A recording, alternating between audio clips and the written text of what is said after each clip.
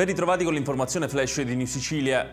Resta in carcere per concorso in omicidio Luciano Valvo, il 55enne accusato di complicità in uno dei due femminicidi di Riposto dell'11 febbraio scorso. Lo ha deciso il GIP di Catania, Luca Lorenzetti, che ha convalidato il fermo eseguito dai carabinieri e ha emesso nei confronti dell'indagato un'ordinanza di custodia cautelare in carcere. Il legale di Valvo ha annunciato ricorso al Tribunale del riesame. Secondo l'accusa, il 55enne, che continua a proclamarsi innocente, avrebbe con la sua auto accompagnato Salvatore Lamotta, l'ergastolano di 63 anni, che poi si è suicidato sul luogo del delitto di Melina Marino nel lungomare della città ionica. Nessun ruolo gli viene invece contestato sul secondo femminicidio, quello di Santa Castorina, uccisa con 2 colpi di pistola al volto.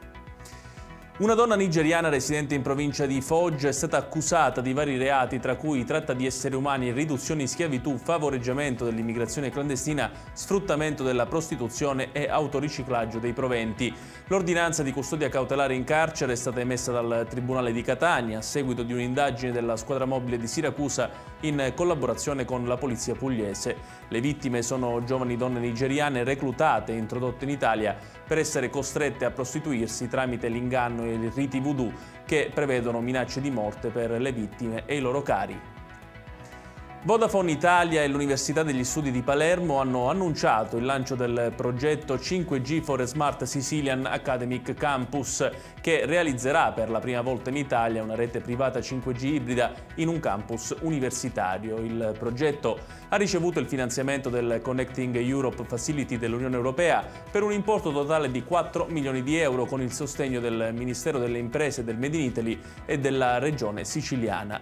Entro i prossimi 3 anni si prevede la realizzazione di una copertura 5G dedicata all'Università degli Studi di Palermo, compresa la sua sede distaccata a Trapani e al Policlinico Universitario Paolo Giaccone. Sono stati avviati i restauri al Castello della Zisa di Palermo che saranno finanziati dalla Regione Siciliana con le risorse del POFESR 2014-2020. Secondo i curatori del progetto, i lavori di manutenzione mirano a restituire il suo antico splendore agli interni, agli esterni e agli apparati decorativi del monumento, che rappresenta uno dei beni monumentali più pregiati della Sicilia ed è parte del patrimonio UNESCO. Questa mattina l'impresa incaricata di completare i lavori di restauro del castello è stata consegnata alla Società Cooperativa Archeologica di Firenze con l'obiettivo di ultimare l'intervento entro il 31 dicembre di quest'anno. Ed è tutto per questa edizione, il prossimo appuntamento col TG Flash alle ore 20.